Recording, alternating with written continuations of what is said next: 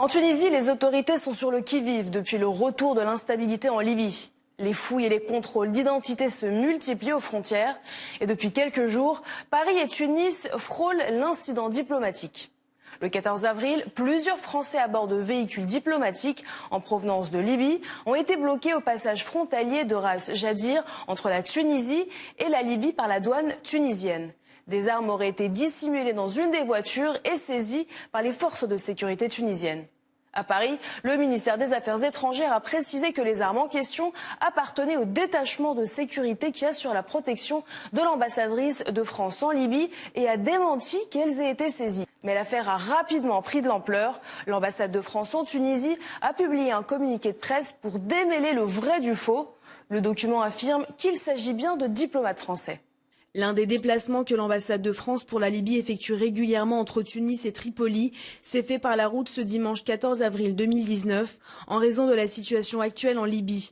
Il concernait les membres du détachement qui assurent la sécurité de l'ambassadrice de France pour la Libye. Ce déplacement a été organisé en concertation avec les autorités tunisiennes.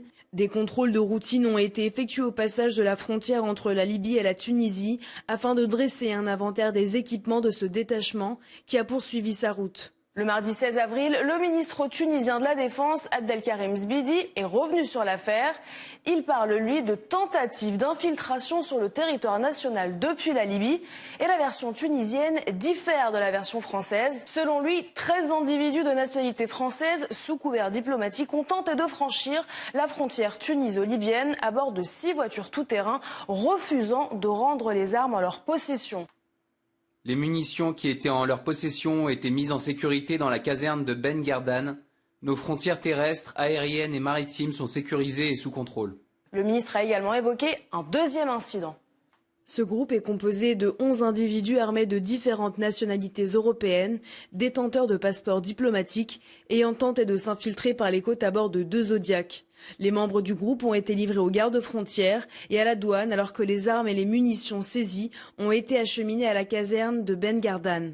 Le Quai d'Orsay, interrogé par l'AFP, a réfuté tout lien entre le convoi de véhicules et les personnes en Zodiac et a seulement évoqué un contrôle de routine.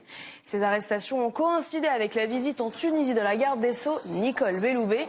La ministre française s'est entretenue avec le président tunisien Béji Caïd Essebsi. Ils ont notamment discuté de la consolidation de la coopération bilatérale en matière de lutte contre le terrorisme. Et selon plusieurs médias tunisiens, il s'agissait de conseillers français qui étaient dans la ville de Gariane, dans le nord-ouest de la Libye, en appui aux forces du maréchal Khalifa Haftar. Mais rien ne permet de le confirmer. Le ministre tunisien de l'Intérieur, Hichem Fourati, a assuré, lui, qu'il suivait de très près la situation en Libye, soulignant que des dispositions militaires et sécuritaires avaient été prises aux frontières est et ouest du pays.